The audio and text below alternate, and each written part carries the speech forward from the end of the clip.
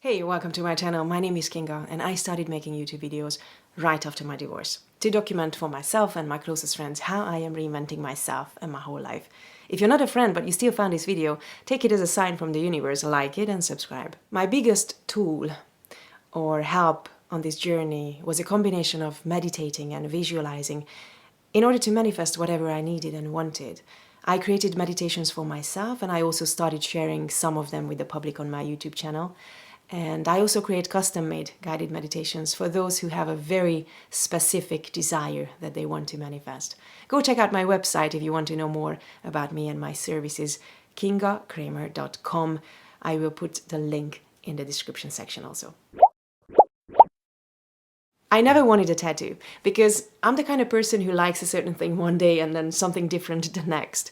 Even when I make a logo or a website, I will change the design and the layout once in a while and will completely fall out of love with the previous one. So getting a tattoo, which is kind of for life, was a tricky thought. Until one Abraham Hicks phrase changed my outlook on life and my relationships, and it also helped me with my CPTSD and the difficulty of controlling my emotions and reactions when being triggered. And I always felt the need to remind myself of it. I even got some bracelets and rings engraved with that quote, but I needed something that I would never remove, something that would always be at hand. And this inner desire to have this quote on my skin grew so strong that I decided to get it tattooed on my arm last week. In this video, I want to reveal what I got tattooed on me and what it means, because to me is the most powerful Abraham Hicks quote. Are you ready? I hope you can see it well. My emotions are my responsibility. It's new and it's not healed yet, so I guess it will slightly change. I didn't want any script or a decorative font, and I wanted it to be just, easily visible and readable for me. Just something plain and simple right to my face with a classic font that will not go out of fashion and something that just stands strong, So when I started listening to Abraham Hicks and everything law of attraction, I understood that, okay, life is not happening to me where I'm just a passive receiver, but I am inviting everything that happens to me. I am the creator of all my experiences, good and bad. And whatever I'm giving my energy and focus to, and whatever I'm a vibrational match to, I simply invite it to my reality. And I always say that it can be empowering or scary at the same time, depending on how you decide to look at it. Are you willing to take responsibility for all that happens to you?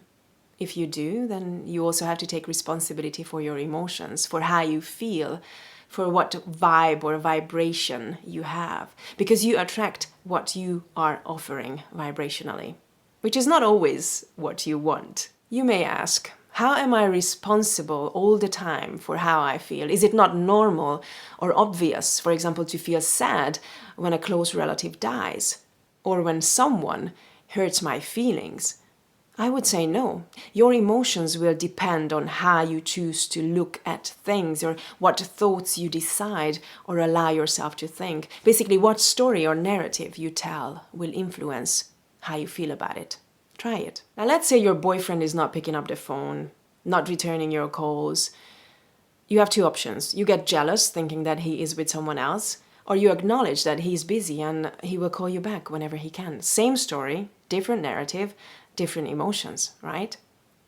Or let's say someone you love dies. Do you think of death as the end of everything, or you look at it as nothing ever truly dies, we just return home and we are eternal beings? Do you focus on their physical absence, or you feel grateful that they are not suffering anymore if they died of an illness, for example?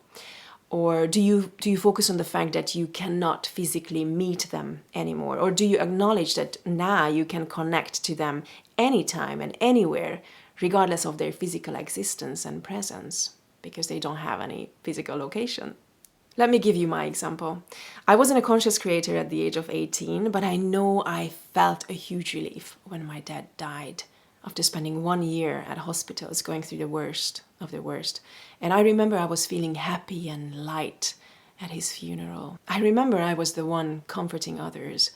Now, it may weird you out, but again, it was just a feeling coming over me, which I happily accepted then. Maybe my brain was unable to process, and deal with the trauma from the loss. Maybe I just truly felt relieved that he wasn't suffering anymore. And maybe I felt his eternal loving presence. A little background story so you understand. I grew up living with my mom, and I only got to see my dad every second week for the weekend, yet I was really attached to him. And when I moved abroad at 19, not long after his death, I felt that he was there with me, anytime and anywhere that when I wanted to talk to him. And it felt good and safe, I felt his help and his support and his presence. And of course I missed him terribly, and I of course cried a lot when he couldn't be at my graduation, at my wedding, but I still loved, and I still do, love the feeling that I'm able to connect with him anytime and anywhere. I think that depending on how you are looking at a situation, you have total control or responsibility for how you allow yourself to feel about it. And if you have a choice, why not choose something that feels better, right? Or let's say someone did or said something that upset you or hurt you. Was it truly their intention to hurt you? Or it just triggered something in you and that is how you interpreted it? Like, are you really sure that they wanted to hurt you? Are you absolutely positive? Even then, it's your responsibility how you let that affect you.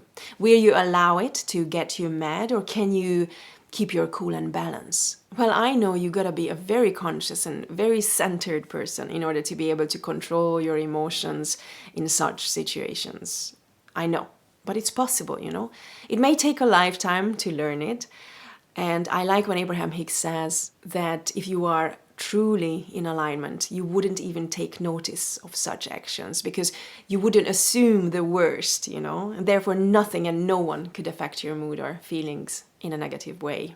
And that is exactly what I'm trying to practice and learn until it becomes my default setting, where no one can upset or hurt me anymore because it's only me who can influence how I'm feeling about a certain thing or a situation or a person. Will I ever get there? I don't know, but I hope so, And this tattoo will serve as a daily reminder. I hope to notice it in conflicts and upsetting situations and just stop myself, from losing my cool. If you can master your emotions, you can master your life, they say. Being able to control or take charge of how I feel seems like the most powerful tool to me, to be honest. What if nothing could get me upset or angry, hurt, scared, worried? What if all I could feel was happiness, joy, contentment, satisfaction, love, and appreciation? Then I could only attract things that would bring more happiness, more joy, contentment, satisfaction, love, and appreciation. It's still good to have a wide range of emotions, though, because they are the true indicators of how far or close you are to being in alignment with your source energy, your higher self, your true self, and your true desire, I think as a human, you will never be constantly in alignment. You will kind of fall in and out of it. You will have those moments or days where you're just at the wrong end of the stick. I think that's how Abraham says it. When you're looking at things through a dark filter. But as soon as you realize it, you have the power to change how you think and how you feel. And the combination of those will define what you get to attract more of to your reality.